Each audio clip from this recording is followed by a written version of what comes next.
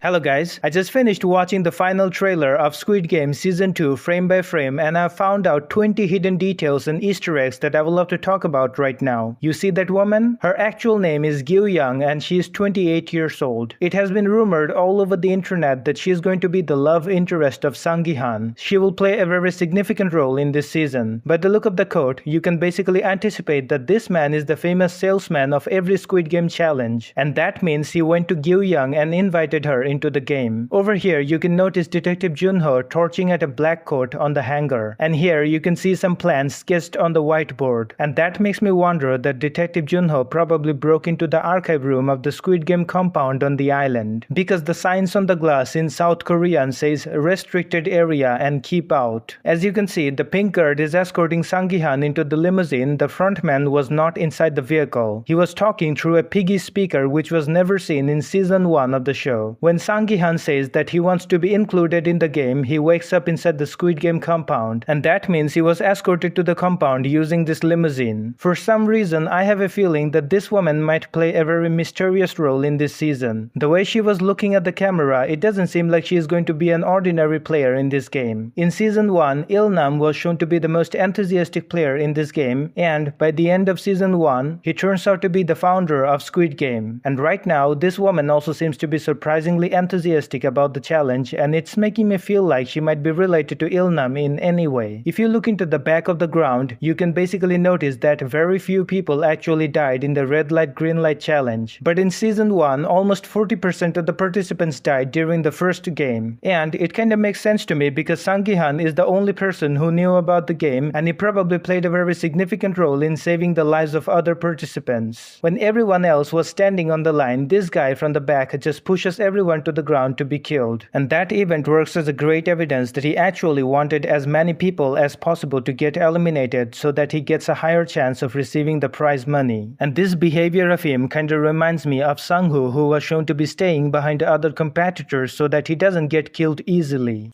You won't get caught if you're behind.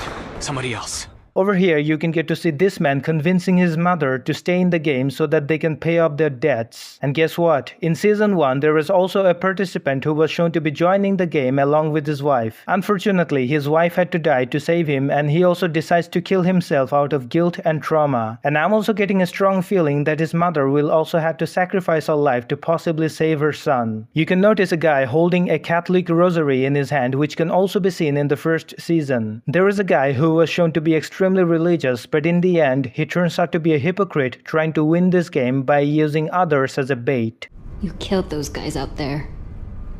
And I have a feeling that this guy might also resemble the same character as this guy from season 1. You can notice the players taking a unique badge and they have different meanings. This one means you're interested to play this game. This one means you wanna quit. And guess what? In season 1, when most of the people decided to quit the game, they were sent back to their home, but this time nobody was sent back. And there is a higher possibility that the majority of the people decided to play this game for which the others had to stay in this place. You can get to notice flickering lights inside the compound and people are panicking inside this place. A brawl is going on in the dark room, and the same thing also happened in season 1 when everyone was fighting against each other under the flickering light, and it means a lot of events from season 1 will be repeated in season 2. Another surprising thing is that you can get to see them fighting inside the washroom as well, but in season 1 a lot of people were never allowed to get into the washroom, and I have no idea what can be the explanation behind this, so I just don't want to make a weird speculation on this. This is the front man overlooking the operation, and if you zoom in, you can notice this iconic jazz toy from season 1. It's nice to see that the production team didn't forget to put this thing right over there. I don't know what kind of game is that, so I just don't want to make a weird speculation on this. But if you zoom in, you can notice bloodstain all over the place, and there are also a bunch of footsteps towards the red circle in blood. And it makes me wonder that these people had to fight hard to get into the circle or stay inside the circle. This is a new guard who was teased for the first time like a month ago, and he was shown to be overlooking the challenges on behalf of the frontman. And that makes me wonder that the frontman is probably going to be busy dealing with the counter plans of Sang-gi-han. You can notice a bunch of flags in the back, and I have a feeling that these flags were representing the nationality of every winner of Squid Game starting from 1998. In case you don't know, the first Squid Game was held back in 1998, and it's not going to be wrong if I say that people from different countries probably have won this title throughout the years. You can notice Sang-gi-han pretending to be dead, and right after that he proceeds to attack the guard. And in the second trailer you can notice these guys running to the dorm compound and taking cover. So I have a feeling that Sang-gi-han probably started a gunfight after that. You can notice the special force breaking into the Squid Game compound through a bunker door, and all of them might be seen to be joining Sang-gi-han in the gunfight. Look at the back and you can notice two different paintings of the games they're about to play. Over here, as you can see, they have to jump from one point to another like a monkey, and there's another kind of painting of a game which looks like the design of a chessboard. Now, I have no idea what kind of game it will turn out to be, so I just don't want to make a weird speculation on that. I will just leave it to your imagination. You can notice the guards firing inside the dorm room, which is basically not allowed at all. But I have a feeling that they had to open fire after Sang-gi-han decided to attack one of the guards during inspection. I have seen this trailer along with all the previous trailers to find out exactly who is going to be 001 in this new season. And guess what? The production team has instinctively hidden player number 001 from all the trailers and teasers. And then, this woman was never shown in any of the previous or new trailers adorned with the Squid Game uniform. And that makes me wonder that this woman is highly likely to be player number 001 in this new season. You can notice the salesman meeting Sang-gi-han with a gun in his hand. And in case you don't know, by the end of season 1, Sang-gi-han got to see this man on the subway. After that, he decided to chase after the man, although he fails to catch him in the end. So I have a feeling that the salesman later decided to meet Sang-gi-han face to face to warn him to mind his own business. And these are the details and Easter eggs that I've noticed in the final trailer of Squid Game Season 2. If you guys feel like I've missed on something, you can let me know in the comment section.